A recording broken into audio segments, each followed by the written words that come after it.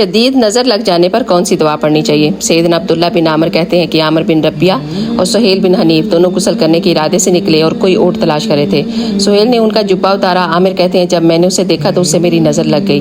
وہ پانی میں اتر کر نہانے لگ گیا۔ میں نے پانی میں اس کی بڑبڑانے کی آواز سنی۔ میں اس کے پاس آیا اور اسے 3 دفعہ آواز لگائی۔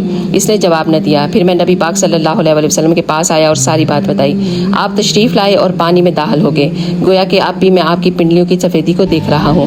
آپ نے اس کے سینے پر ہاتھ مارا اور پھر یہ دعا پڑھی، اللہم اذھب عنہ حرھا و برھا و وصبھا، اے اللہ اس کی گرمی اور اس کی سردی اور بیماری اور لاغری کو دور کر دے۔ انہوں نے کہا، پھر وہ کھڑا ہو گیا تو آپ صلی اللہ علیہ وسلم نے فرمایا، جب تم میں سے کوئی اپنے بھائی اور اس کی ذات اور اس کے مال میں کوئی چیز اسے دیکھے اور جو اسے پسند آئے تو اسے چاہیے کہ اسے برکت کی دعا دے، کیونکہ نظر کا لگنا برحق ہے۔